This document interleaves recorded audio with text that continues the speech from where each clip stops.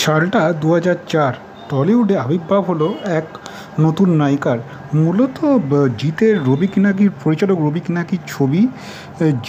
জিৎ এবং যিশু সেনগুপ্তের সঙ্গে দেখা গেল অভিনেত্রী চন্দনা শর্মাকে।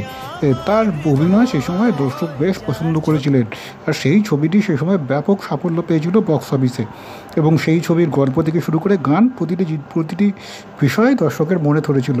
তবে তবে তারপরে কিন্তু অভিনেত্রী চন্দনা শর্মাকে বাংলা ছবিতে সেভাবে দেখা গেল না। তবে বাংলায় না দেখা গেলেও একাধিক হিন্দি ধারাবাহিকে, জনপ্রিয় হিন্দি ধারাবাহিকে দেখা গিয়েছিলো, যেমন জাস্ট মোহাব্বত, দিল হে কি মানতা নেই এবং ধক ধক ইন দুবাই মতো একাধিক ধারাবাহিকে সাফল্যের সঙ্গে কাজ করেছিলেন। সেই ধারাবাহিকে তার অভিনয় দেখে মুগ্ধ হয়েছিলেন দর্শক।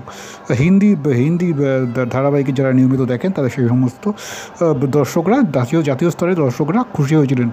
তবে কিন্তু চন্দনা কিন্তু সম্পর্কে অভিনেতা যিশু সেনগুপ্তের শালিকা, মূলত অভিনেত্রী অঞ্জনা ভৌমিকের কন্যা তিনি।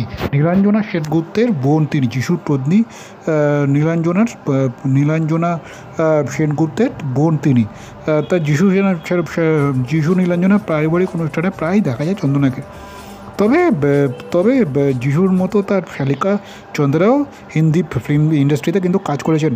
2011 সালে মুম্বাই মস্ত কালান্দার নামের একটি ছবিতে তাকে অভিনয় করে দেখা গিয়েছিল, যদিও বক্স অফিসে তেমন সাফল্য পায়নি সেই ছবিটি। তবে বেশ কিছু সর্বভারতীয় বিজ্ঞাপনে দেখা গিয়েছিল চন্দনাকে। তবে একটি হিন্দি ওয়েব সিরিজে তাকে কাজ করতে দেখা গিয়েছে। 2020 সালে জনপ্রিয় হিন্দি ওয়েব সিরিজ ক্রিমিনাল জাস্টিসে শেষবার দেখা গিয়েছিল তাকে। তারপর থেকে সেভাবে অভিনয় তাকে দেখা যায়নি।